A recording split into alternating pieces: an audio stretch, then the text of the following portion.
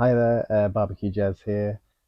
Thanks for your recent engagement on my socials. I've actually got links to those in the description for those who might be interested. I'm actually going to kickstart this with a Weber Kettle series.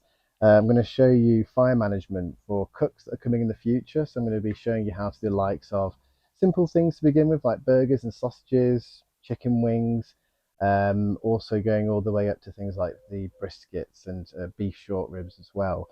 So for this video, it's actually going to be a video on fire management.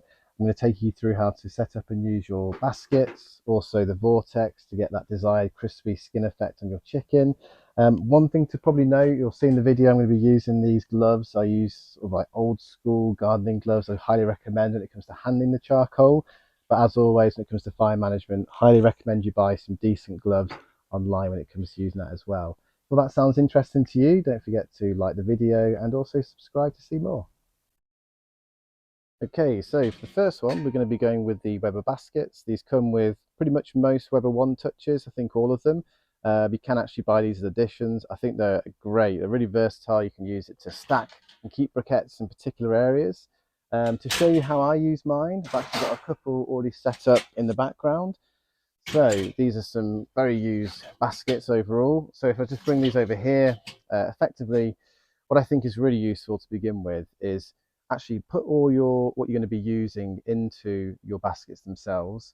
That way, when it comes to actually firing this up into your fire starter, which I'll show you in a moment's time, this means that you know exactly how much you need. And I reckon this with briquettes usually last around sort of 3 to 4 hours if you're keeping the vents completely open. So you can use this for, this is a classic example of direct heat versus indirect.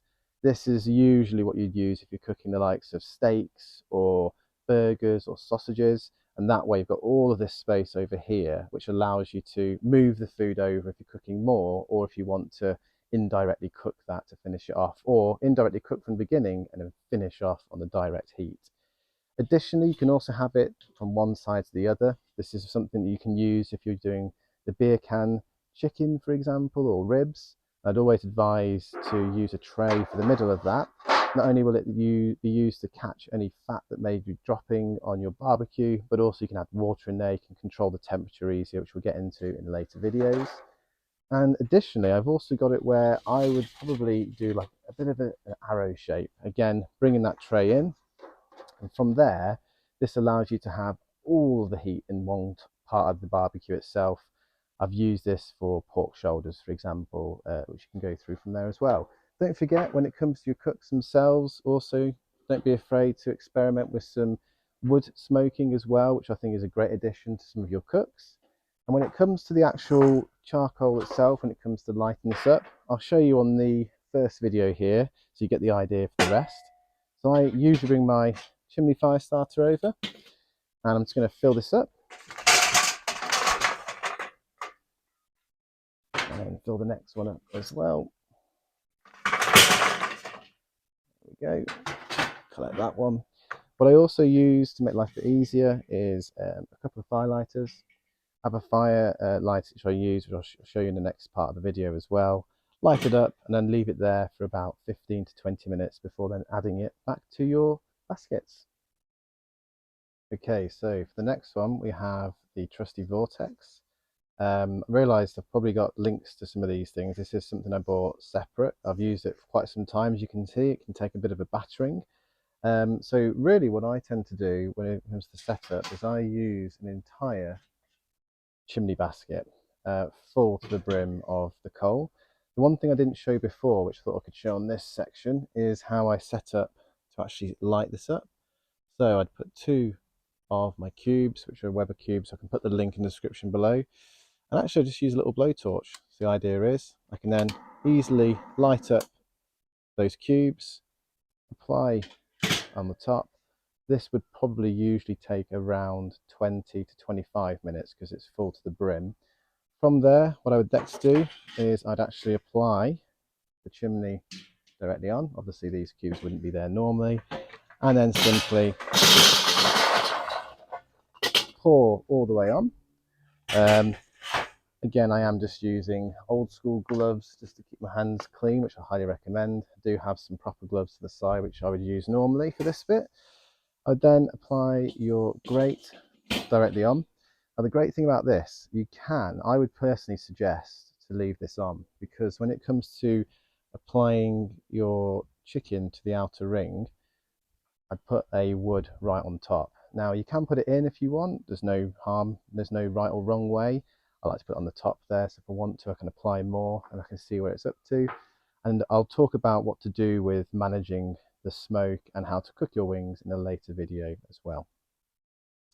Okay, so next I'm actually going to show you how to do the snake method. This is something that you'd probably use, which I use personally, for things like briskets or for beef short ribs or anything of the such. I'm wanting to effectively turn the kettle into somewhat of a budget smoker. So I've actually just poured a load of charcoal into here. What I'll do is I'll show you how I build this up. I think it might take a little while, so I'll probably speed this up as we go through. So what I'm doing here is I'm just stacking 2 by 2 and working my way around.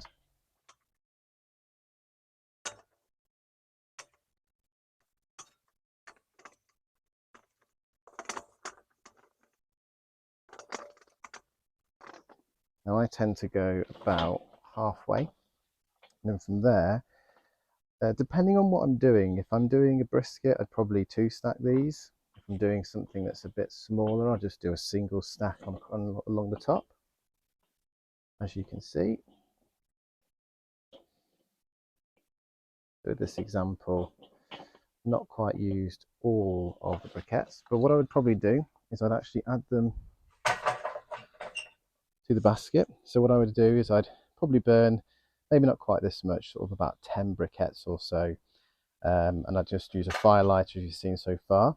And what I'd then do is I'd actually add that to this section here, just to actually get the fire itself kick-started. What I'd also advise, as soon as you do apply your lit charcoal here, I'd apply some wood straight away, and then I would probably just lay out some smoking wood as it comes alight. So one thing I will sort of highlight is, from my experience, you'd usually think you'd get quite a dirty smoke because the charcoal's in there already. I find because you're getting everything up to temperature within the actual kettle itself, you typically get a pretty steady cook and it doesn't get that nasty black smoke, and you'll be able to see from your kettle as to what's going on. What I would also advise is also applying a basket just here as well, sorry, a tray. Reason for that, again, you can control your temperature if you get into a bit of bother. If you're doing a long cook, you can apply some water into here.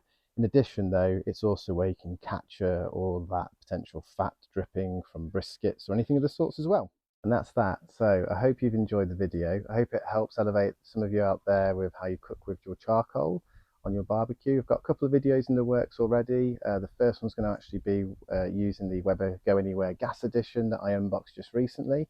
And also on the Weber Kettle series, I'm going to kickstart by using the Vortex, so showing you how to get that desired crispy skin. If you've enjoyed what you like and you like the sound of that, please don't forget to subscribe. If you've got any ideas and what you'd like me to cook, please don't hesitate to put a comment below on this video. And until next time, see ya.